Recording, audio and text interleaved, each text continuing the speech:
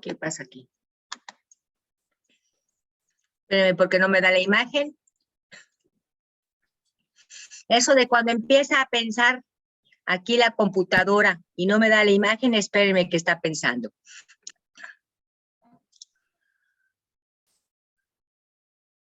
Buenos días a todos. Permítanme ahorita que no me da la imagen. La computadora está pensando, algo debe de tener, no me quiero salir porque me costó mucho trabajo desde temprano entrar. ¿Me escuchan? Sí, maestra, buenos días. Espérenme, tengo un problema de qué está pensando la computadora.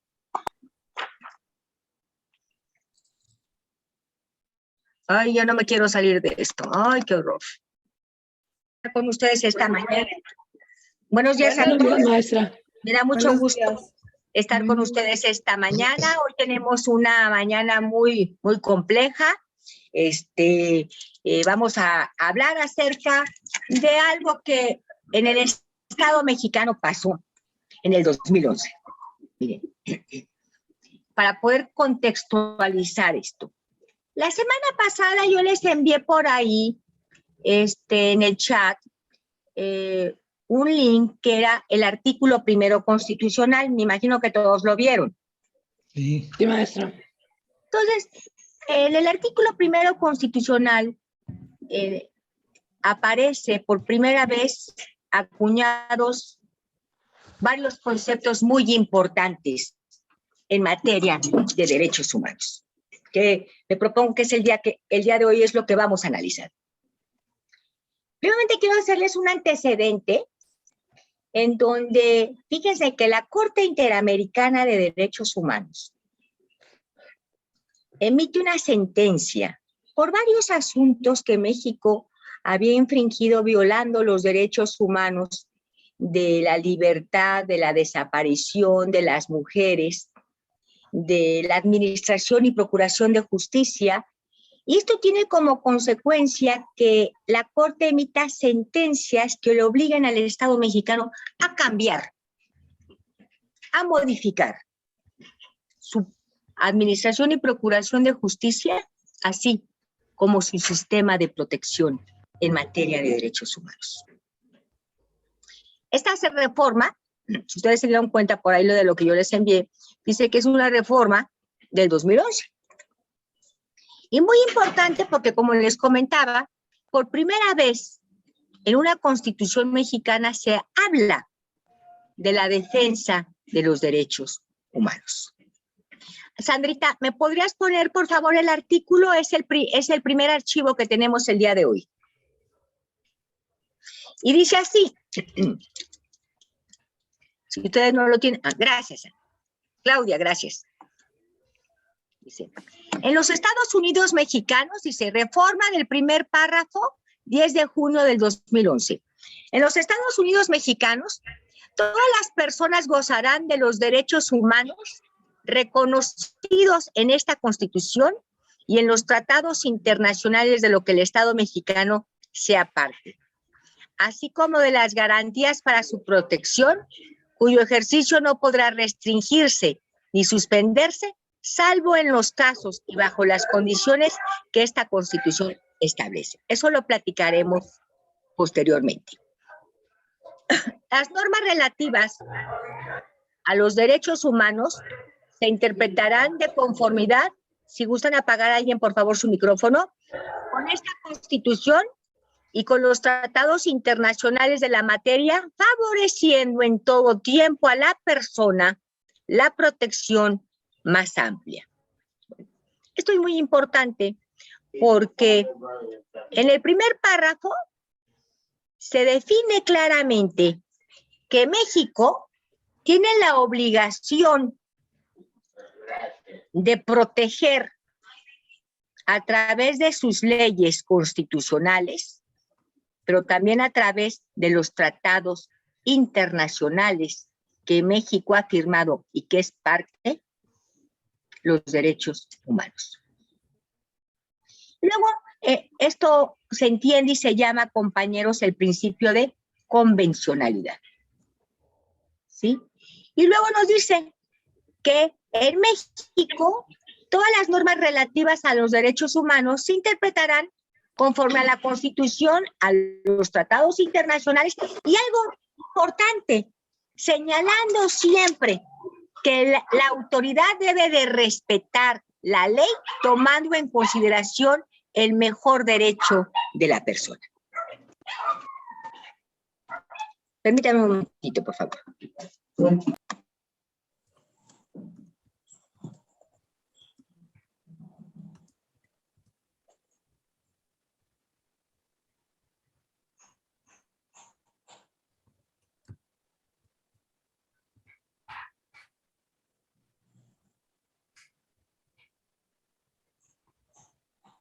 Y entonces te dicen, nuestra estructura para poder aplicar una ley, porque una autoridad tiene que respetar la ley, una autoridad está facultada para realizar acciones de acuerdo a lo que la ley le faculta, y esto trae como consecuencia que esta autoridad, si la ley le faculta a realizar actos, lo hace competente para realizar estos actos.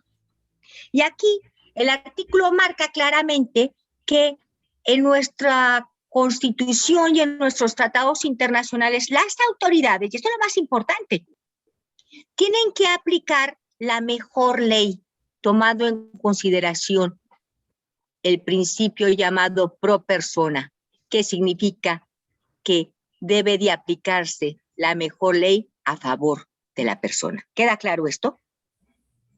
Y esto es algo bien importante que luego lo veremos, porque primeramente quiero, por una situación de carácter pedagógico, hablar de los principios en materia de derechos humanos.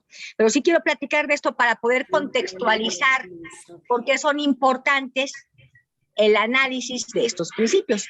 Luego, posteriormente, señala, todas las autoridades en el ámbito de sus competencias tienen la obligación de promover, de respetar, de proteger y garantizar los derechos humanos de conformidad. Y aquí viene el tema del día de hoy, de conformidad a los principios de universalidad, interdependencia, indivisibilidad y progresividad. Entonces, aquí la Constitución nos está señalando que todas las autoridades, muchachos, tienen que garantizar, promover y proteger los derechos de nosotros, pero respetando esos principios. Porque dice de conformidad, y de conformidad significa entender que conforme a los principios es el respeto, la protección y el garantismo que debe de realizar esta autoridad. De ahí la importancia de conocer estos principios, porque estos principios, compañeros, son herramientas legales que tenemos nosotros como ciudadanos para poder defender los abusos de una autoridad cuando los violenta. Dice que los principios de universalidad, interdependencia, indivisibilidad y progresividad. En consecuencia, el Estado deberá de investigar, sancionar y reparar las violaciones a los derechos humanos en los términos que establezca la ley. ¿Qué significa esto? Este es un párrafo fundamental en materia constitucional que nos dice todas las autoridades. ¿Cuáles autoridades, compañeros? Todas. Nosotros, de acuerdo a nuestro organigrama de poder público, encontramos el poder del Ejecutivo, Legislativo y Judicial.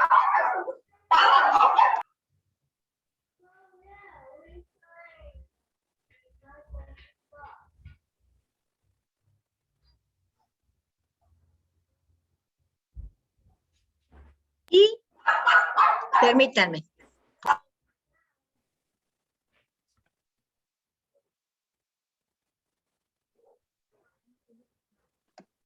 Entonces, muchachos, perdón, tengo un perrito latoso. Entonces, ¿cuáles autoridades? Todas. Porque aquí la Constitución habla de todas las autoridades, de todo el poder público. Entonces, todas las autoridades en México tienen la obligación de proteger, promover, respetar y garantizar nuestros derechos humanos. de conformidad a los principios de universalidad, interdependencia, progresividad e indivisibilidad. Esto significa que de no hacerlo así, luego el artículo dice, que es algo muy importante, a falta de la violación de un derecho humano, de una autoridad, entonces aquí la reforma es básica y debemos de captar esto que es lo más importante para mí, que antes no sucedía. Si la autoridad a mí me violenta un derecho humano y yo me vuelvo víctima, entonces el Estado, ¿qué tiene que hacer? Y el Estado constitucionalmente le obliga, se ve obligado a tener que investigar quién lo hizo, cómo lo hizo, esa violación de derechos humanos, a sancionar, que es castigar, y lo más importante, a reparar la violación del derecho humano que la autoridad haya realizado.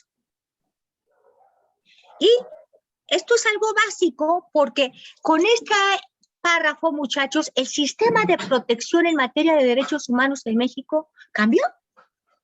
¿Y cambió por qué? Porque entonces ahorita la autoridad tiene que portarse bien. Porque ahorita la autoridad debe de cumplir estrictamente el principio de legalidad y debe de, como se marca la Constitución, promover, garantizar y proteger nuestros derechos humanos. Y por otra parte, al final de cuentas, si la autoridad comete esa violación, entonces el Estado debe de castigar, debe de sancionar y debe de reparar. ¿Y reparar qué significa? Que debe de darle a la víctima medidas de satisfacción, medidas de no repetición, medidas que establezcan claramente que esto no va a volver a ocurrir y que va a quedar compensada la víctima integralmente en su reparación integral. ¿Sí? ¿Estamos de acuerdo?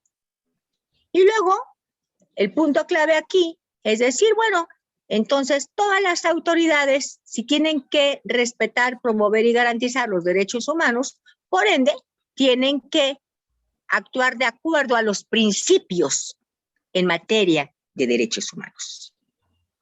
Y iniciamos ahorita con el análisis de esos principios. Bueno, me gustaría les dejé una tarea y vamos iniciando con el principio de universalidad. ¿Quién inicia? No me veo yo. Yo, maestra. Ok, perfecto. Los derechos humanos corresponden a todas las personas por igual, sin discriminación alguna. De ello se desprende el principio de universalidad, sin menoscabar los derechos y libertades de las personas. Perfecto. ¿Alguien más? Maestra, Sí. yo anoté que la Universidad de Principios, Interdependencia y Derechos Humanos son principios rectores de los derechos humanos, interdependencia, universalidad,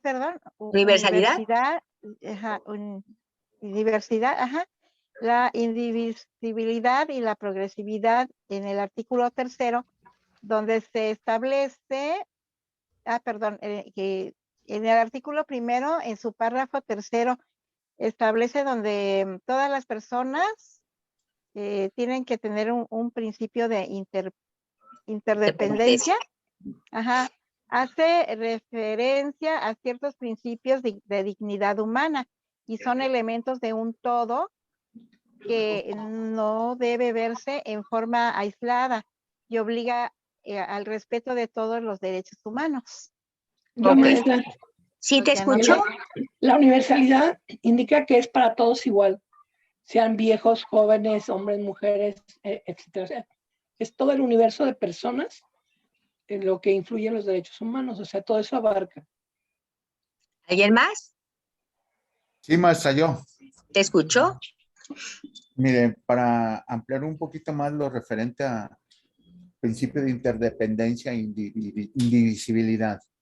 Los derechos humanos son independientes, son independientes, es decir, están vinculados entre ellos y son indivisibles, que no pueden separarse o fragmentarse unos de otros. Todos los derechos humanos, por ejemplo, los civiles, políticos, económicos, sociales y culturales, deben comprenderse como un conjunto, o sea que no se separan, van vinculados unos con otros. Así es, ese es el punto de interdependencia. Bueno, yo quiero comentarles que los derechos humanos corresponden, cuando hablamos nosotros de ese principio de universalidad, corresponden a todas las personas por igual. Y el párrafo último de nuestra Constitución señala que no debe de haber discriminación alguna, y de ello se desprende el principio de universalidad. El párrafo quinto del artículo 1 de nuestra Constitución prohíbe todo tipo de discriminación que atente en contra de nuestra dignidad humana y que tenga por objeto anular, menoscabar, restringir radicalmente los derechos y las libertades que nosotros tenemos como seres humanos. Esto es muy importante porque enuncia que en México y en los tratados internacionales nadie puede ser discriminado por su origen étnico, por su nacionalidad, por su género, por su edad, por sus discapacidades, por la condición social que tiene, por las condiciones de salud que presenta, por la religión, por sus opiniones, por su preferencia sexual, por su estado civil o cualquier otra condición que lo haga vulnerable ante la sociedad. Y el principio de universalidad, entonces, de esa forma es importante porque a manera de necesidad se establece que todos los derechos son, muchachos, universales para evitar naturalmente la discriminación entre los seres humanos. Todas las personas son titulares de todos los derechos humanos, de tener naturalmente todas las condiciones como tales, y hay que entenderlo como un principio de igualdad y no discriminación. Esto significa naturalmente que los estados tienen la obligación en su esfera de competencia de leyes, de la creación de leyes, ir naturalmente adoptando medidas, garantizando derechos ad hoc a las necesidades sociales, políticas, económicas, culturales, que nosotros como seres humanos tenemos. Ahora, quiero platicarles que nosotros podemos señalar que los derechos son universales desde este principio de igualdad y de no discriminación. Sin embargo, hay que entender, muchachos, que los derechos humanos son universales, pero quiero comentarles, no son absolutos. ¿Sí me captan esto? Y no son absolutos porque cuando hablamos nosotros de derechos humanos anteriormente, habíamos hablado de un concepto muy importante que es la dignidad del ser humano. Y decíamos que esa dignidad tiene concepciones objetivas, pero también subjetivas, en el sentido de que de acuerdo a cada sociedad, la dignidad de las personas se ve menoscabada por determinadas acciones o a veces no se ve menoscabada por determinadas acciones. ¿Lo recuerdan? Bien. ¿Se acuerdan aquel ejercicio de aquella plática que teníamos acerca de los topes en Puerto Vallarta? Es un derecho, es una libertad, pero fíjense cómo no son absolutos. Porque entonces esa situación nace de que para que nosotros admitamos y reconozcamos, tenemos naturalmente que estar preparados como sociedad en sentir que eso afecta a un ser humano o no lo afecta. ¿En qué sentido? Miren, si nosotros analizamos las culturas orientales, pues para nosotros, ciertas actuaciones en base a la situación de mujeres, al comportamiento, al límite de los derechos y restricciones que tienen por su religión, por su cultura, nos parecerían a nosotros absurdos, nos parecerían o nos parecen indignos. Pero la pregunta es, compañeros, ¿a ellos les parece así? Dependiendo, maestra. Dependiendo, y esa es una buena pregunta porque, y una buena respuesta, porque vamos a ver luego una pregunta. Nosotros como seres humanos vamos evolucionando. Pero hay algunos que ellos mismos se apartan porque se sienten fuera del común de todos los demás.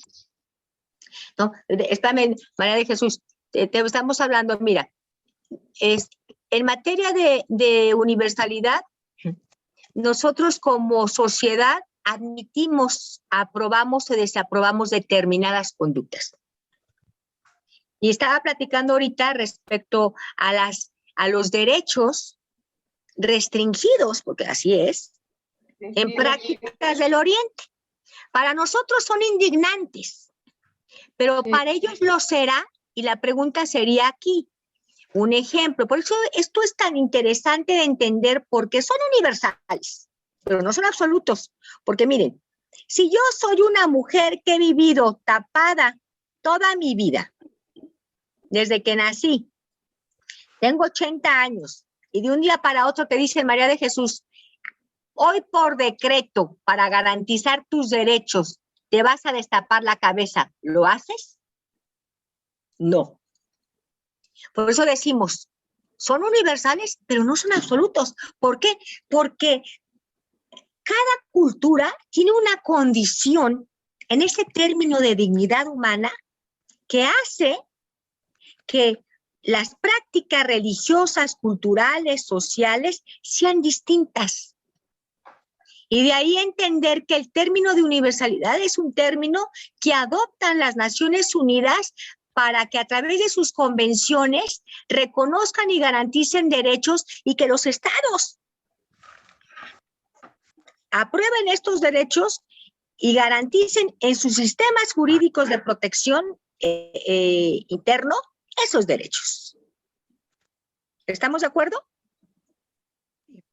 Entonces, el principio de universalidad hay que entenderlo como un principio de libertad y de no discriminación que las naciones tienen que ir adoptando para que en sus sistemas de protección vayan garantizándose, se reconozcan ese tipo de derechos. Que ahora, poco a poco, porque luego ya vamos a ver lo que es la progresividad. Poco a poco, porque si no son universales, pero si no absolutos, ese sistema de evolución tendrá que generar que en un momento dado, a través de la sapiencia, a través de la legitimidad, y la legitimidad en un país democrático significa que todos estemos de acuerdo y aprobemos esa situación y esa condición y esa norma para que se vuelva legal,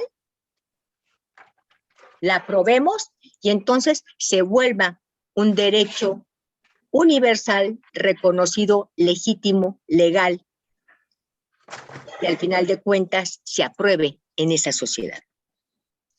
Porque de otra manera, pues es aberrante porque imponer derechos en un país que no está preparado todavía para hacerlo puede ser también la afectación a un mismo derecho. Y miren, les voy a platicar, ahorita vamos a pasar el principio de progresividad y quiero decirles que el principio de progresividad habla de eso. Los estados tienen que ir progresando, tienen que ir reconociendo y caminando en la defensa de sus libertades y en sus derechos. Y es obligación de los estados, naturalmente, tener reconocimiento de derechos ad hoc de acuerdo a las medidas y a los cambios que el mundo y nuestra sociedad tiene. Y algo pasa, por ejemplo, ahorita si ustedes se fijan en el Oriente, en donde había un régimen con la Anatola, que empieza, que cuando se acaba, cuando se termina, da libertad a las mujeres para que vayan a educarse, para que trabajen y para que naturalmente ejerzan sus derechos políticos y sociales y culturales.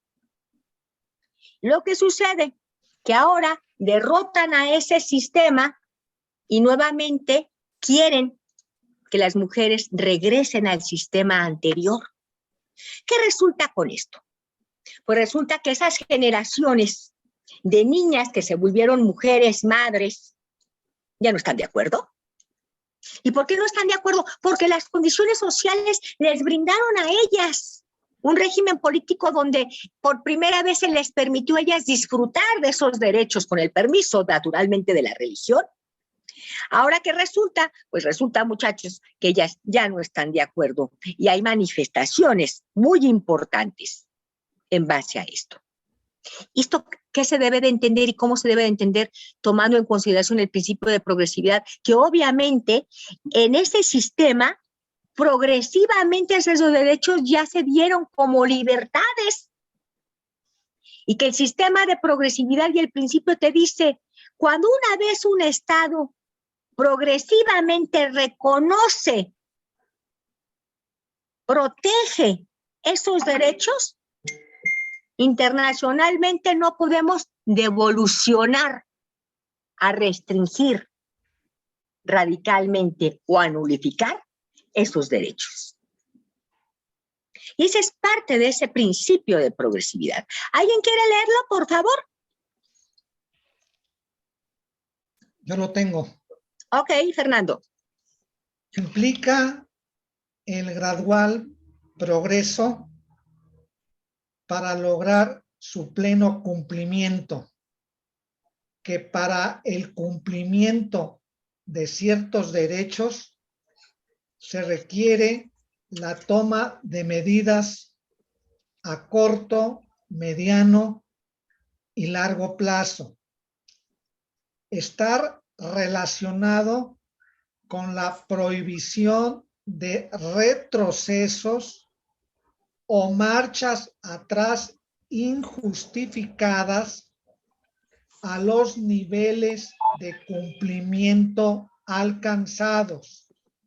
La no regresividad en la protección y garantía de derechos humanos. Así es, Fernando. ¿Otro concepto?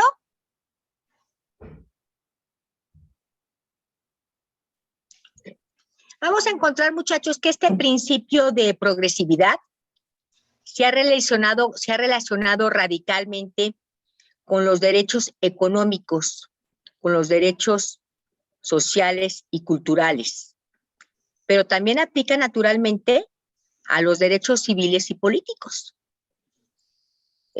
procurando que por todos los medios, que por todas las medidas, las personas tengamos una gran satisfacción en cada momento dentro de nuestra vida.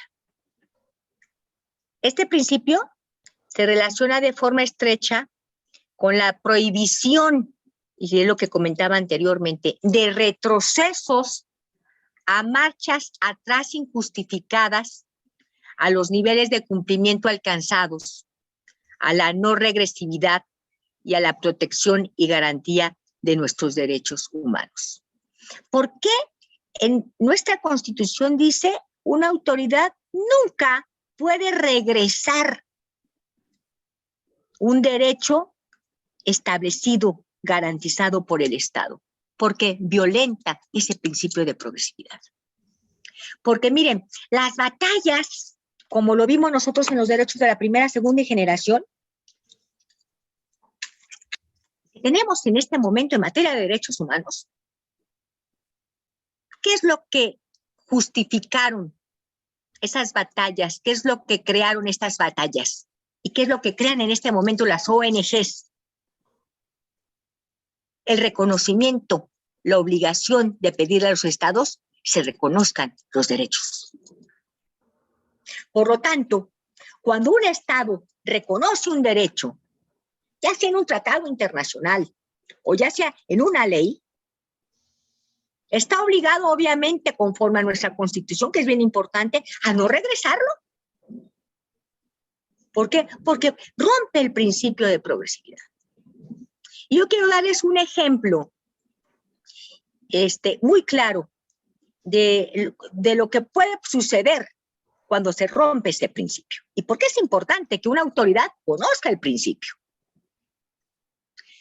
Miren, el año antepasado, en primer lugar, yo quiero decirles que yo soy una mujer completamente apolítica. Nunca he pertenecido a ningún partido político.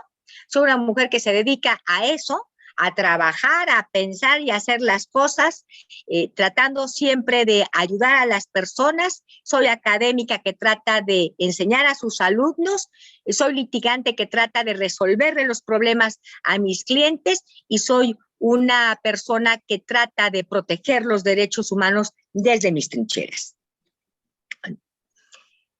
Lo digo por lo siguiente, para que luego no se van a echar encima algunas personas que pueden ser radicalmente pejistas. Pues estamos hablando de una situación académica. El año antepasado se hizo un análisis acerca de lo que cómo estaban funcionando las instancias infantiles en México. Y entonces, por un razonamiento del Ejecutivo, dice, es que hay mucha corrupción y por lo tanto las vamos a quitar. Y por lo tanto, consideramos que vamos a hacer un fondo y vamos a realizar unas compensaciones económicas porque es mejor darles a las madres que cuidan a los que tienen que tener el cuidado de sus hijos 200 pesos para que se los den allá a sus abuelos o se los den a los ninis, a los tíos, para que cuiden a los chiquillos. Fíjense que esa disposición rompe radicalmente con el principio de progresividad. Porque les voy a platicar una historia. Cuando nacen los sindicatos, las luchas sociales de los trabajadores, el Estado mexicano reconoce los derechos de los trabajadores en nuestro artículo 123 constitucional, garantizando que todo trabajador en México tiene que tener una seguridad social de los trabajadores. Los cambios, por eso decíamos que son tan importantes las modificaciones y los cambios de vida, hacen que los sistemas familiares y condiciones de vida radicalmente en México y en todas partes del mundo cambien los paradigmas. ¿Por qué? Porque en nuestros sistemas anteriores las mujeres, sus abuelas no trabajaban, sus abuelas se quedaban en casa, pero los sistemas de vida cambiaron y en un momento hubo la necesidad de que las mujeres, por luchas, quiero entender que por luchas civiles, por luchas de libertades o por necesidades económicas, tuvieran que salir a la calle a trabajar. Y el problema obviamente es que se consagró ahí una situación interesante porque entonces las madres que iban a ser trabajadoras con los hijos. Y obviamente en el Estado mexicano se reconoce en el 123 como un derecho de la seguridad social que como una garantía, hablábamos antes de garantías, no de derechos humanos, debería de tener, los hijos deberían de tener guarderías infantiles. ¿Lo recuerdan? De hecho, así se llamaban, guarderías infantiles. ¿Por qué? Porque ¿cuál era el sentido de eso? Guardar al niño y hasta que la madre trabajara y luego regresar. Así es como inicia esto y se consagra esto como un derecho. Un derecho que inicia, fíjense bien, con las puras madres, no con los padres. A la ley se le olvidó que había padres dejados con hijos, viudos, y por lo tanto después la misma ley reconoce el derecho de los padres trabajadores para garantizar la guardería infantil de los niños. Ese es el primer elemento, fíjense. Ahí empezamos a caminar en el derecho del reconocimiento social. Y luego, constitucionalmente, en nuestro artículo 4, se habla y se reconoce como un interés superior. Cuando México firma la Declaración Universal de los Derechos de los Niños, los derechos de los menores. Y entonces el Estado dice, los menores deben de tener derechos superiores y esos derechos deben de ser educación, salud, protección, cuidado. Y entonces se abre el abanico y entonces las guarderías cambian de ser guarderías a ser instancias infantiles.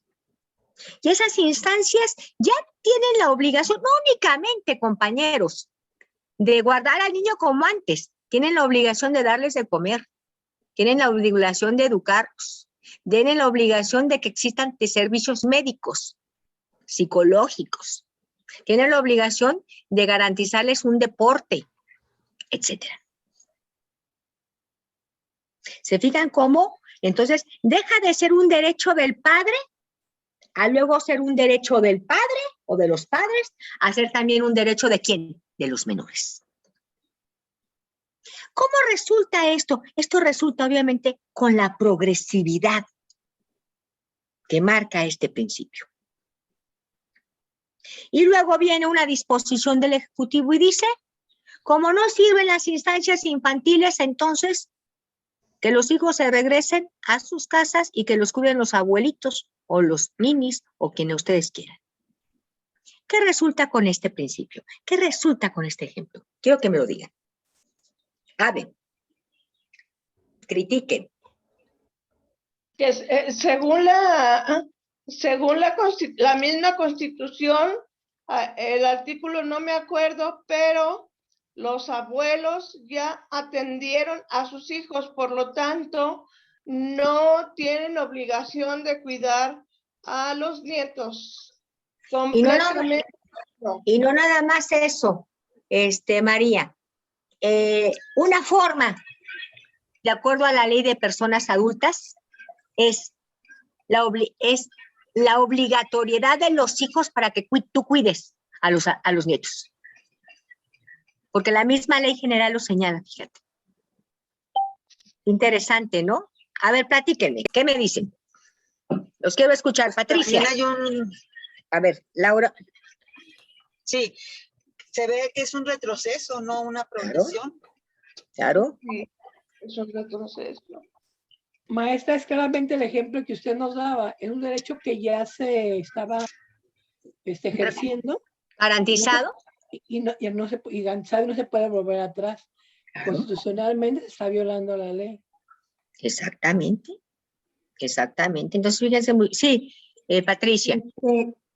Aparte de todo lo que ya mencionaron las compañeras, que es muy cierto, también se creó un conflicto muy grande con las madres trabajadoras, porque muchas hasta inclusive tuvieron que dejar su trabajo porque no tenían dónde dejar a sus hijos o los dejaban con abuelos que no tenían esa obligación y además que no la querían adquirir, es la realidad. Había quien no la quería adquirir y aparte no están preparados que no Ya estamos podían. cansados, ya tenemos alguna deficiencia que nos duele la cintura, que no podemos correr detrás de ellos, no poder darles lo que usted decía, una educación, un conocimiento, practicar un deporte con ellos. Pues no, o sea, hubo una afectación muy grande, tanto como para las madres trabajadoras como para los niños. O sea, Así no es. fue ningún beneficio para nada. Perfecto. ¿Quién más? Maestra, yo, también lo que pasa es de que, sí, o sea, las madres que trabajan, sí ha sido muy difícil también, pues, o sea, lo con más convención, la más conveniente es que los niños asistan a una instancia infantil. ¿Por qué? Porque hay maestras, porque tienen los niños más aprendizajes, es muy, muy bueno todo eso. Pero también cuando, por ejemplo, deciden dejarlos con su familia, a veces no se dedican exactamente al cuidado del niño. Tienen que otras actividades que estar haciendo y el niño, pues, en un abrir y cerrar de ojos, algo ya pasó. Entonces, están haciendo, por ejemplo, las actividades de casa o están cuidando al niño. Hay niños a veces muy inquietos que requieren de muchísima atención. Entonces, retroceder Claro. a esa situación, pues es difícil. Miren, Entonces, muchachos. Sí, A ver, perdón. maestra. Sí, dime. Perdón, termina, Evangelina, perdón porque te quité la palabra. Discúlpeme, yo ahorita sigues tú, Carlos. Sí. sí, sí es difícil, maestra, pero para mí lo especial mejor es tenerlos en una instancia infantil en el tiempo que la madre está trabajando. Es lo mejor. No es lo mejor, es el derecho que debe de tener. Carlos. A ver, maestra, aquí a mí me sorprende la pasividad que tenemos todos, porque nadie decimos nada cuando se cierran las guarderías, cuando las instancias infantiles dejaron de existir. Nadie decimos nada. Eso es lo horrible, que no protestamos, que Pues nos mira, hagan y no podemos y no hacer nada. Eso es lo que yo quiero decir. tengo entendido, Carlos, mira, para eso existen obviamente la Comisión Nacional de Derechos Humanos y las comisiones estatales de derechos humanos. Tienen competencia naturalmente para poder emitir y solicitar información y emitir recomendaciones respecto a esta situación. De igual manera, para mi punto de vista, pues también los sindicatos tienen una labor fundamental, porque les voy a platicar algo. Hay que entender muy bien, muchachos, lo que son los derechos de la seguridad social de los trabajadores, que todos ustedes y yo nos hemos visto garantizados por ellos, pero también hay que entender que nuestra Constitución política reconoce y garantiza los derechos de la seguridad social.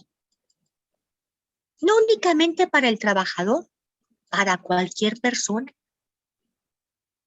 Y como lo habíamos platicado, un derecho humano garantizado por el Estado es una prerrogativa obligatoria del Estado para dártela, para asegurártela, para respetártela. Y dentro de esos derechos sociales encontramos los derechos de la niñez, los derechos de la salud, los derechos de la educación, los derechos de la no discriminación, los derechos de la vivienda, los derechos del deporte, los derechos de la cultura, los derechos del agua, los derechos del medio ambiente. E interesante, en nuestra Constitución política no se hablan de los derechos de las personas mayores. Fíjense qué interesante. El Estado mexicano no ha querido firmar la Convención Internacional y por lo tanto en nuestra Constitución política lo único que tenemos para garantizarle derechos a las personas mayores son lo que marca el último párrafo del artículo primero, que es: no se puede discriminar a nadie por una situación de edad. Y hasta ahí nos quedamos. Y eso será tema de las próximas semanas. Pero entonces, en esta gama de derechos sociales Y qué raro que el PC no ha querido firmarlo. Peña Nieto se quedó con esa situación y con esa deuda. Y ahora yo esperaba que en estos tiempos, pues el PG habla mucho naturalmente del reconocimiento de los derechos de las personas mayores, pues obviamente lo mínimo que podríamos hacer es armonizar nuestras leyes constitucionales a los tratados ya existentes en materia de eso. Y no se ha hecho. Porque también a él ya le toca, maestra. Pues sí, pero yo creo que hasta por conveniencia, y es un programa importante, pero no se ha hecho. Es una deuda histórica que todavía tenemos y yo espero que el Senado de la República lo haga y trate naturalmente de aprobarlo y de entrar obviamente al reconocimiento de ese tratado. Y obviamente armonicemos en nuestra Constitución esos derechos, como marca el artículo 4 de tantas cosas sociales, a los derechos de las personas mayores. Así que hablaba que esos derechos sociales, muchachos, son para todos, no únicamente para los trabajadores. Entonces, fíjense que el asunto es peor, porque entonces todas las personas tienen el derecho a la protección de esa niñez, y que tú no puedes, y como Estado estás obligado a vigilar que el niño, cuando por alguna situación laboral, por alguna situación de no poder, los padres, el responsable de esa crianza adecuada, sea el propio Estado. ¿Se dan cuenta cómo se rompe ese principio y es un retroceso que yo espero, como tú me decías, Carlos, tengo entendido que ha habido muchos movimientos, sobre todo en los organismos no gubernamentales, de algunas comisiones, creo que del propio poder legislativo del Senado y demás, pronunciándose naturalmente por este tipo de aberraciones. Porque es una aberración tratar de violentar un principio de carácter constitucional. Por eso yo les comentaba que estos principios hay que entenderlos y saberlos bien, porque son herramientas de protección que los ciudadanos tenemos. Maestra, el principio de universalidad le obliga a las naciones a seguir garantizando derechos de acuerdo al camino que vamos teniendo. ¿Lo obliga? ¿Le obliga? Sí. Si sabemos que los niños tienen derecho a la salud y que de pronto no hay medicamentos para los niños que tienen cáncer y que todo es una bola de nieve que el propio gobierno... Yo quiero comentarles que, vuelvo a decirles, yo no tengo nada en contra de las instituciones, pero miren, las decisiones políticas deben de tomarse de una forma muy razonada. Yo siempre en la vida he pensado que en la vida hay estados de necesidad. Estado de necesidad hasta que no puede resolverlo. Llega el Ejecutivo y se da cuenta que hay un monopolio en la compra de medicamentos del cáncer. Un monopolio entendido así, pues a lo mejor, pero si tú le rascas y le estudias un poco más, te das cuenta que solamente hay determinadas industrias a nivel mundial que hacen esos medicamentos. Y entonces tú llegas ahí, me imagino que sin ninguna causa de saber, en buena fe a lo mejor puede ser, porque pues llegas ahí y con una ignorancia radical en ese tema, yo me imagino que esa es la situación. Y entonces dices, voy a quitarle los contratos a esas compañías y les voy a comprar a otros. La gran bronca es que no había otros. La gran bronca es que los otros ya estaban vendiéndoles a otras gentes y no se dan abasto. Y sabes que el problema fue ese, Carlos. Y sigue siendo. El desabasto de los medicamentos, porque el Estado ya no quiso, y van a con otros y pues hay oferta y demanda. ¿Qué es lo que tú tienes que hacer? Pues yo creo que Por eso les digo que a veces la ignorancia es la causa y los males de todo, porque pues yo tengo que asegurarme de lo que estoy haciendo. Yo sé que a lo mejor es corrupción, que a lo mejor que a lo mejor hay un monopolio que está prohibido, pero yo debo de asegurar primeramente que el interés de esos enfermos, para luego saber qué medida voy a tomar, pero lo primero que tengo es que garantizar el medicamento a un tiempo definido para que no, lamentablemente, no hubiera sucedido y esté pasando lo que ahora vemos. Yo soy amiga de este muchacho de la nariz roja, que es un organismo no gubernamental que ha pugnado mucho naturalmente por esto, y un día platicando con él, él fue lo que me platicó, no lo invento yo, y digo, qué barbaridad, cómo actuar de un Estado sin razón, sin la conciencia o sin el conocimiento. Y miren que la falta de conocimiento, como les decía yo, es la causa de todos los males. Han hecho esto que sea un grave problema en el sector de la salud. Y muy triste, aparte de todo. Porque el problema de esto es que ni siquiera los ricos tienen medicamento, muchachos, no hay desabasto. Entonces, ni en materia social pública, ni en materia privada, porque hay desabasto. Y eso es lo más terrible que puede existir. De ahí parte la importancia de entender este principio de progresividad. ¿Alguna duda? Bueno, nos vamos al siguiente principio. Interdependencia. ¿Quién inicia?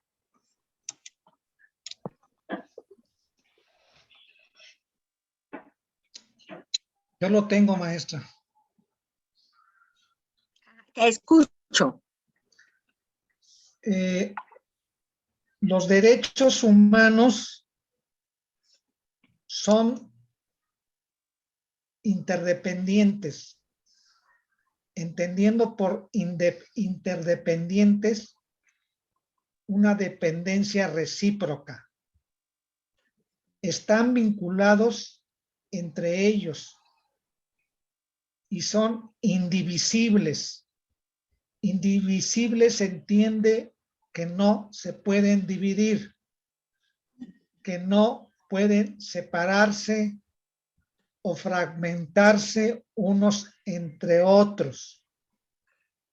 La violación de un derecho pone en riesgo los demás derechos, sean políticos, económicos o sociales.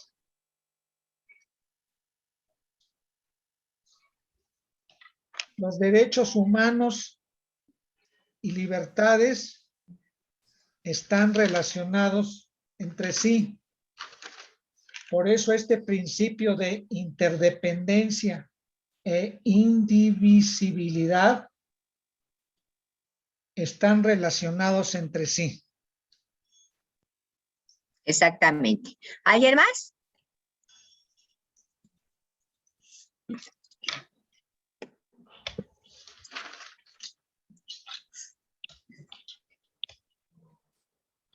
Yo como lo tengo es que el principio de interdependencia están vinculados con el de indivisibilidad y que no pueden separarse o fragmentarse, o sea, uno del otro, y la violación de los derechos pone en riesgo los demás derechos, o sea, que no pueden separarse, pero es indivisibilidad e interdependencia, o sea, los dos están vinculados. Exactamente. Con lo que tengo. Muy bien, ¿alguien más? Yo quiero entenderlo como en este que hablábamos de las guarderías. Se está quitando un derecho a la infancia, a los niños, pero esa misma situación afecta a los derechos de las personas mayores. Así lo quiero entender.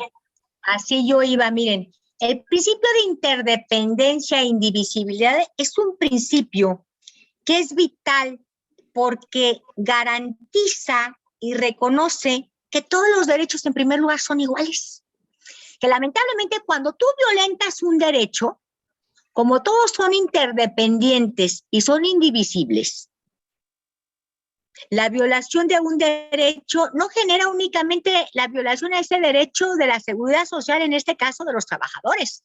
Estamos hablando, ¿qué derechos violenta esa decisión, muchachos? El derecho de la seguridad social de los trabajadores, el derecho de la seguridad de los niños, el derecho de la niñez, el derecho de la cultura, el derecho de la educación, el derecho de los personas mayores cuando te obligan a hacer algo que ya no puedes ni quieres hacer. De ahí parte que este principio sea tan importante de entender en el sentido de que cuando una autoridad violenta un derecho humano, está intrínsecamente violentando otros derechos. Definitivamente. Los principios de indivisibilidad generan la obligación de otorgar igual importancia, compañeros, a todos los derechos, cualquiera que sea y de cualquiera que se trate, civiles, políticos, económicos, sociales, libertades. Porque este principio, al final de cuentas, debe observar que siempre una autoridad, cuando violenta un derecho, marca la violación a que se violenten otros. Y eso es lo grave. Hay que entenderlo así. Así que con esto platicamos ya respecto a los principios, muchachos. ¿Alguna duda? Y ahora, ¿te podría pedir, por favor, Sandrita o Claudia, que me pongan, puse aquí unos videos? Maestra, ¿y eso es una interdependencia entre los abuelos y los hijos? No, la interdependencia, compañera, es que en el momento que una autoridad aquí te... Mira, vamos por partes. Te voy a dar un ejemplo. En el momento que a ti te violenta una autoridad tu derecho a la salud, a mí, y por esa afectación y esa violación yo me muero, la interdependencia tiene como consecuencia que al morirme yo voy a dejar desamparado a mis hijos. E interdependientemente la violación a ese derecho tiene como consecuencia la afectación que yo tengo como víctima a la víctima indirecta, que son mis hijos. Si yo no tengo derecho a la salud y tengo un mal patrón, puedo perder mi empleo. La interdependencia es que ese acto de violación a mi derecho de salud puede tener como consideración que yo pierda mi empleo. Que al final de cuentas, cuando yo pierdo mi empleo, no tengo ya la forma de alimentarme. No puedo tener la posibilidad de educar a mis hijos. No tengo la forma de pagar el lugar donde yo vivo. Esa es la interdependencia. Y ahí se viene cuando una autoridad viola un derecho, como son interdependientes, viene una cascada. Por eso te dicen, el principio de interdependencia, una autoridad tiene que analizar muy bien su acto, porque nunca se trata de una violación de un derecho.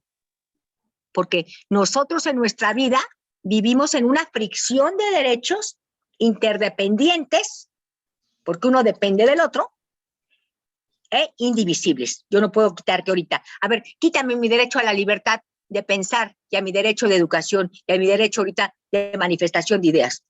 Son interdependientes y son indivisibles, nadie me los puede quitar. Y son interdependientes, porque en este momento lo estoy haciendo. Pero si por algún acto de autoridad me corren en este momento, fíjense, interdependientemente los derechos que yo pierdo. ¿Se dan cuenta? Bueno, a ver, Claudia, ¿podemos por favor poner un video? A ver, ya no supe ni cuáles mandé. Déjenme checar. Me imagino que, déjenme ver.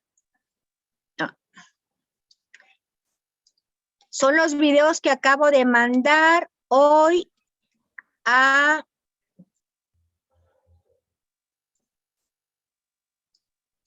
A las 10:08. Ah, no, espérense, no es ese. Ay, pues yo los mandé, déjenme checar aquí. A las 10:13, perdón. Ajá.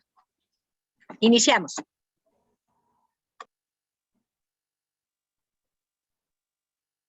Ese, Claudia, por favor. Amigos de Constitucionalistas Mexicanos, bienvenidos a Lecciones de Amparo. En este video vamos a hablar del principio de universalidad. Te recuerdo que ya está disponible el curso de amparo en línea, más informes en cursodeamparo.com. Empecemos con el tema. El principio de universalidad nos dice que este principio va a consistir en que todos los derechos humanos deben de imputarse a la totalidad de personas pertenecientes a una clase de sujetos. Es decir, si la norma jurídica dice los niños, pues bueno, aquí el principio de universalidad va a tener por efecto que todos los niños sean titulares de ese derecho humano. También si, por ejemplo, la norma jurídica dice las mujeres, pues bueno, por virtud del principio de universalidad va a ser todas las mujeres. Entonces vemos cómo aquí hay subyacente una pretensión totalizadora en cuanto a la imputación de los derechos humanos, es decir, que los derechos humanos se tienen que imputar al mayor número de individuos, es decir, a la totalidad de las personas que pertenecen a una clase de sujetos, y esa clase de sujetos es empleada por la norma jurídica para la imputación de derechos. El fundamento jurídico de este principio lo vamos a encontrar en el artículo 1 constitucional. Aquí vemos cómo todas las autoridades están obligadas a observar este principio en materia de derechos humanos. Hay algunos otros fundamentos también en el derecho internacional, pero básicamente el que nos compete ahorita es este de la Constitución. Descarga tu ley de amparo comentada y correlacionada. Voy a dejar aquí un formulario en la descripción de este video para que la descargues y recibas un correo electrónico con la ley. También, si quieres profundizar en estos temas, te recuerdo que tenemos un tratado de amparo, un libro sobre jurisprudencia, un libro de derechos humanos y garantías, algunos otros también, y también tenemos formatos en materia de amparo.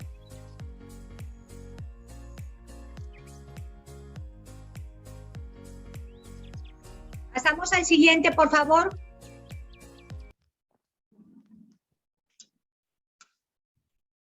Que es principio de progresividad.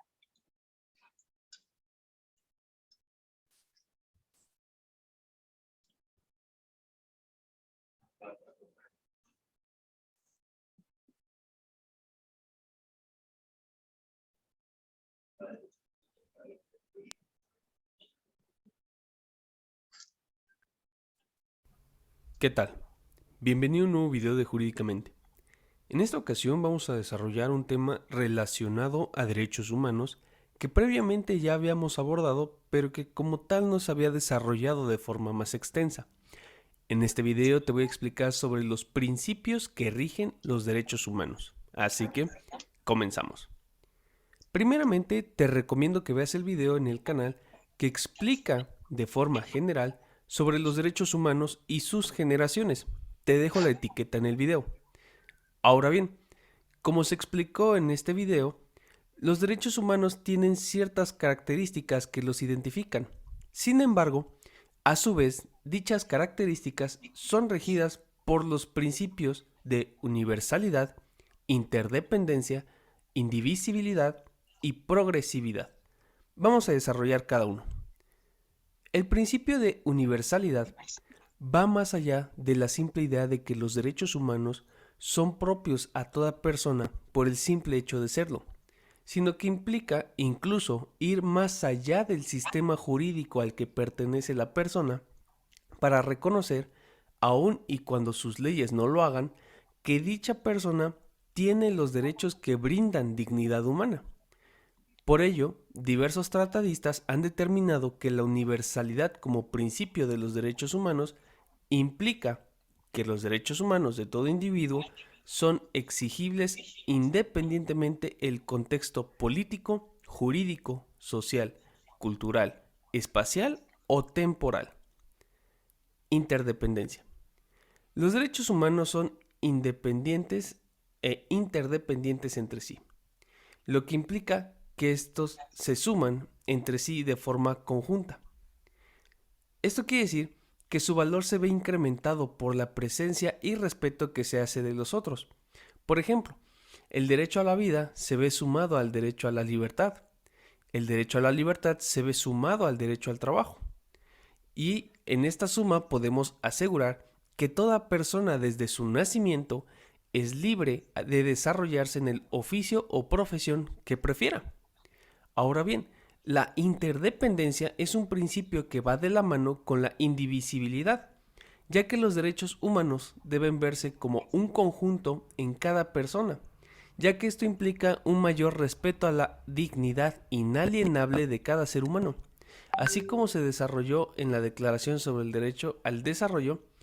Cuentan con una frase que dice: la promoción, respeto y disfrute de ciertos derechos humanos y libertades fundamentales no pueden justificar la denegación de otros derechos humanos y libertades fundamentales, lo que expone de forma clara la indivisibilidad de los derechos humanos.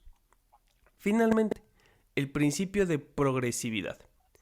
La progresividad, como principio inherente a los derechos humanos, implica que estos de forma gradual deben encontrar un progreso en su implementación, reconocimiento y observancia por parte de los estados obligados. Este principio también implica que una vez reconocido un determinado nivel de derechos, esa debe ser la base mínima de respeto al individuo, sin que sea posible realizar un desconocimiento o retroceso a los avances en materia de derechos humanos que cada estado realiza, lo que nos llevaría a tomar como ejemplo que si México ha determinado abolir la pena de muerte como castigo en su Código Penal, este principio hace imposible negar ese avance y volver a codificar esta pena. Y bueno, por este video sería todo. Si te gustó y fue de utilidad, no olvides dejar tu like, comparte el contenido. Perfecto, Claudia. Nos faltaría uno que es principio de progresividad, es el del medio.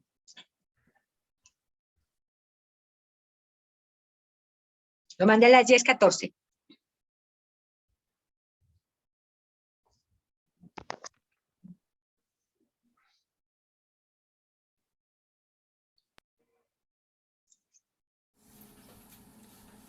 Hola, ¿qué tal? Muy buen día. En esta ocasión hablaremos sobre el principio de progresividad. En estas últimas décadas ha existido un avance significativo en cuanto a la protección y al alcance de los derechos humanos. Esto gracias a que en los derechos humanos subsiste el principio de progresividad. En nuestro Estado de Derecho mexicano, el principio de progresividad está contemplado en el artículo 1 de la Constitución y en diversos tratados internacionales ratificados por el Estado mexicano. El principio de progresividad, en términos generales, ordena ampliar el alcance y la protección de los derechos humanos en la mayor medida posible hasta lograr su plena efectividad de acuerdo con las circunstancias fácticas y jurídicas. El principio de progresividad indica al Poder Legislativo la obligación de ampliar el alcance y la tutela de los derechos humanos, y para el Poder Ejecutivo el deber de realizar la interpretación de las normas jurídicas de manera que sea amplia en lo posible jurídicamente esos aspectos de los derechos. En conclusión, el principio de progresividad impone al Estado mexicano, entre otras cuestiones, la prohibición de dar un paso atrás en cuanto a la protección, aplicación e interpretación de los derechos humanos, circunstancias por las cuales los derechos humanos siempre están sujetos a un escrutinio estricto por todos los poderes de gobierno. Por último, y en relación al tema, es importante mencionar que el artículo 26 de la Convención Americana de los Derechos Humanos establece lo siguiente: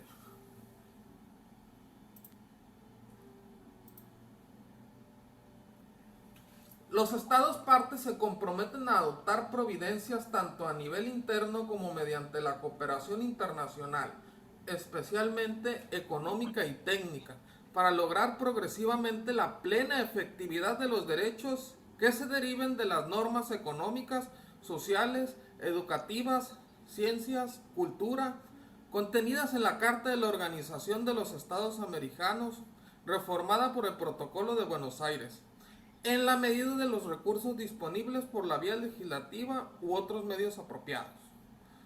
Me despido, soy el abogado y contador Carlos Rubén Silva Urías. Que pases un excelente. Muchas gracias. Bueno, ya creo que con estos videos, ese es material que siempre me gusta ver, pues para cambiar un poquito la tónica de la clase, para que ustedes ahí los tengan también dentro de su material. Y por último, nos faltaría, compañeros, el día de hoy hablar acerca de algo que leímos hace rato al inicio de la clase, cuando hablábamos que el artículo primero señalaba que en México el Estado debería de garantizar, promover, las autoridades deberían de proteger, promover y garantizar los derechos de las personas, tomando en consideración las leyes de nuestra Constitución y los tratados internacionales. Siempre garantizando el mejor derecho de la persona. Y esto, compañeros, ha sido una de las acciones más importantes.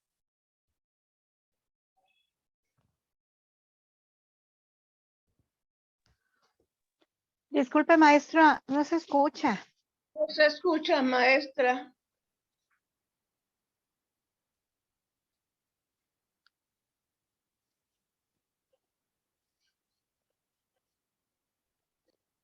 Se le fue el audio, maestra.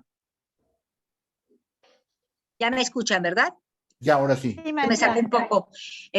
Bueno, les comentaba que este principio, compañeros, llamado principio pro persona, para mi parecer, ha sido una de las acciones más importantes que el Estado mexicano nos ha brindado en materia de la protección de nuestros derechos. ¿Por qué? Porque miren, a ustedes, los que estudiamos, pues todo el mundo estudió primaria, secundaria, preparatoria y profesional. Yo creo que esto es sabido por todas las personas, que anteriormente ya ustedes y a mí nos educaron que la Constitución Política de los Estados Unidos Mexicanos era la carta o la ley suprema de nuestro país. Y bueno, sigue siéndolo. Pero también ahora con esta reforma se señala que tanto los tratados internacionales que México sea parte, como nuestras leyes constitucionales o nuestras leyes estatales, deben de proteger a la persona cuando una autoridad tiene que aplicar una ley. Y deben de protegerla en el sentido de que siempre en esta esfera de derecho de leyes, la autoridad tiene la obligación de aplicar la mejor ley a la persona. El principio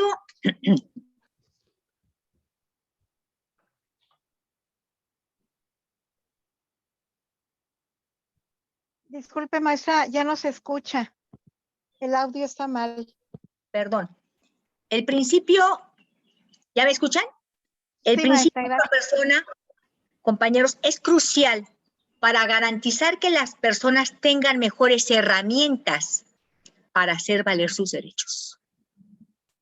No nos quedamos únicamente con una ley, porque la Constitución dice tratados y leyes. El principio pro persona fue integrado, como se los comenté anteriormente, en la reforma del 2011, y este principio quedó plasmado en el segundo párrafo de nuestro artículo primero constitucional, cuyo concepto dice: las normas relativas a los derechos humanos se interpretarán de conformidad con esta Constitución y con los tratados internacionales de materia, favoreciendo en todo tiempo a las personas a su protección más amplia. Entonces, ¿esto qué implica y a qué se refiere? Que en todo caso, una autoridad, un juez o una autoridad, tiene que elegir qué norma aplicar a un determinado caso y siempre, compañeros, deberá de elegir la ley que más le favorezca a la persona, sin importar si se trata de la Constitución, de un tratado internacional o de una ley. Bajo esta lógica, el catálogo, y esto es muy importante, de nuestros derechos humanos ya no se encuentra limitado a lo prescrito en nuestro texto constitucional. Ahora la misión de los abogados, compañeros, y de los operarios del derecho, que son procuradores, administradores de justicia, es que tienen que aplicar la norma que más favorece. ¿Y esto qué implica? Que si la ley estatal a ti te señala que a ti te van a dar, para darte un buen derecho, 2 pesos por alguna compensación, es un ejemplo, y el tratado internacional dice que te deben de dar 10 pesos, entonces la autoridad tendrá que aplicar el tratado internacional porque te da a ti una protección más amplia.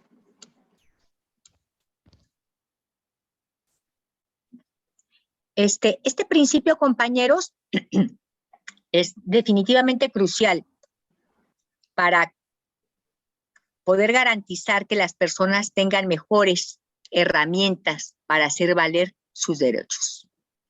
Otros de los factores muy importantes para poder aplicar normativamente este principio es difundir entre toda la población los derechos humanos y capacitar naturalmente a las autoridades para que se enfrenten a garantizarle a nosotros como personas y ciudadanos este principio.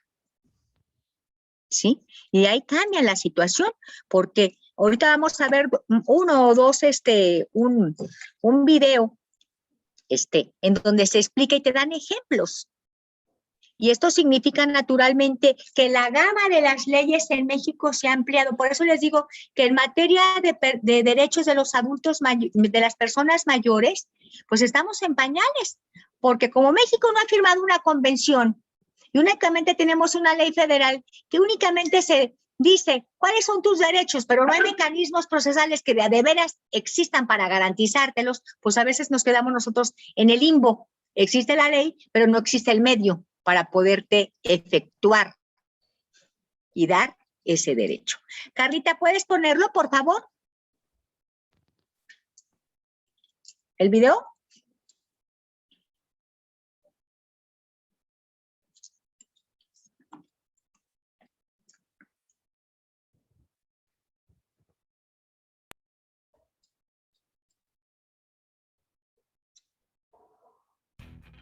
¿Qué tal? Bienvenidos a Jurídicamente. En esta ocasión vamos a explicar temas sobre el principio pro persona, cuáles son sus fundamentos y la forma de aplicarlo o pedirlo en tus escritos. También vamos a hablar sobre 3 jurisprudencias útiles en materia común. Comenzamos. ¿Qué es el principio pro persona? El principio pro persona, o también conocido como pro homine, es un criterio de interpretación y aplicación de las normas jurídicas que implica la aplicación o interpretación que más favorezcan derechos fundamentales de las personas o, en su caso, la que menos los limita. Este principio pro homine adquirió relevancia en México en razón de la reforma constitucional de 2011, donde se presenta una reforma que trajo un bloque de constitucionalidad, rompiendo así con el esquema que se tenía anteriormente, para que entonces la interpretación y cumplimiento de normas jurídicas se realice conforme a la Constitución y tratados internacionales sobre derechos humanos en los cuales el Estado mexicano sea parte. Cabe aclarar que este método de interpretación no es exclusivo de México, puesto que dicha interpretación se está viendo acogida por gran número de países. Ahora bien, el principal fundamento de este principio se encuentra contenido en el artículo 1 constitucional, el cual establece la interpretación conforme y la obligación de las autoridades de respetar en las esferas de sus respectivas atribuciones los derechos humanos contenidos en la propia Constitución y en los tratados internacionales. Respecto a la forma de invocar su aplicación, este deberá ser debidamente relacionada a un derecho humano constitucional o reconocido en tratados internacionales. Adicionalmente a ello, no obstante la obligación de las autoridades de atender debidamente este principio, como postulante no debes confiar en esto. Idealmente, deberás indicar el derecho humano que pretende sea protegido, así como el precepto legal que deseas sea aplicado con mayor amplitud de protección de derechos humanos, o en sentido contrario, la interpretación que estimes menos restrictiva en relación a aquellos preceptos legales que restringen derechos.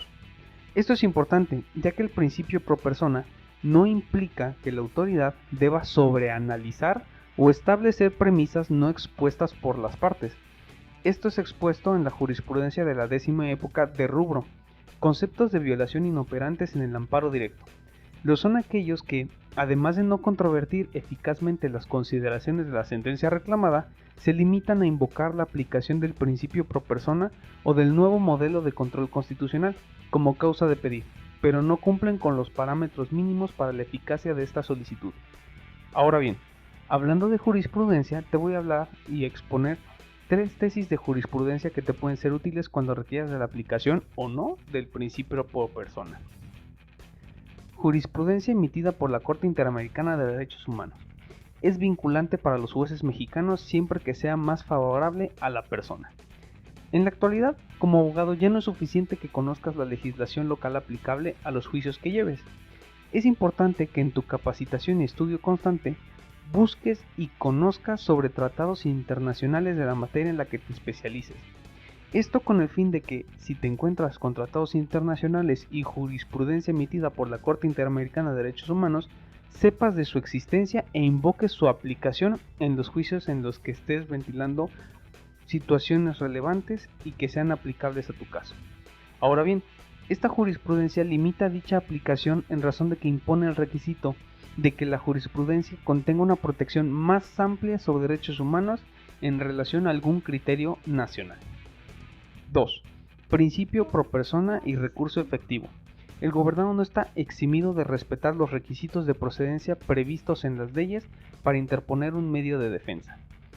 Esta jurisprudencia es importante Hasta ahí, que la Sandrita, por conozcas favor. en razón, primeramente,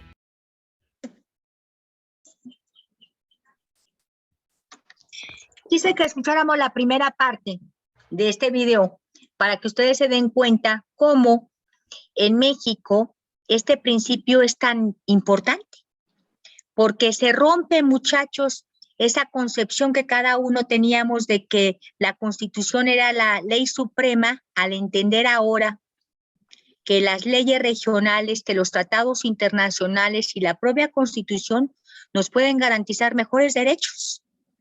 Y esos mejores derechos son los que una autoridad debe de aplicar en el ejercicio de sus funciones.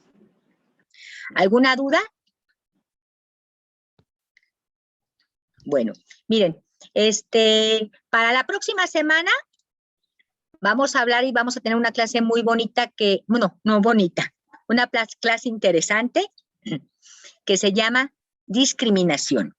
Para terminar con el artículo 1 constitucional y así empezar a hablar acerca de los derechos de las personas mayores. Tarea. Concepto de discriminación y tipos de discriminación.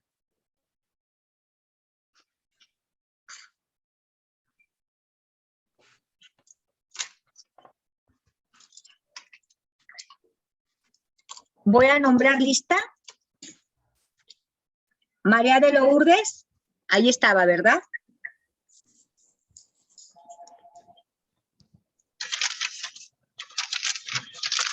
¿Tiene una hoja de pluma?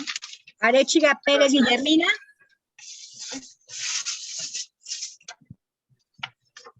Bonavia Castro Evangelina. Presente, maestra. Bonavia Castro. Muy bien. Bravo de Anda, Laura Griselda. Presente, maestra. Castro Silva Marcela. Estrada Rincón María Guadalupe. Presente, maestra. Hernández Serrano María de Lourdes. Figueroa Alanis Efraín. González López Ángel. Presente, maestra. Gutiérrez Sevilla María Guadalupe. Presente, maestra. Guzmán Hernández. Guzmán Hernández Lidia. Presente, maestra. Hernández Vera Luz Elena. Horta García Joel. Presente, maestra. Huerta Barragán Lucía.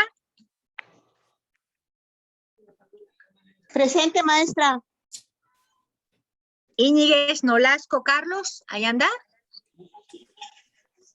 ¿No está de Carlos? Sí, Ah, presente. ya te vi. Sí. Jaramillo Ortega María de Jesús. Presente, maestra. Romelí López María de Lourdes.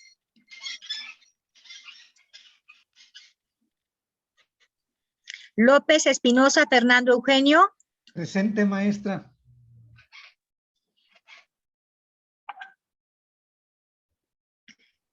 Novo Almeda María Magdalena. Ortega Saldaña Elba. Presente, maestra. Pérez Becerra Margarita.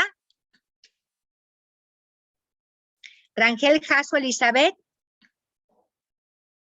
Rodríguez García María. Romero Ramírez Berta Alicia, por ahí anda.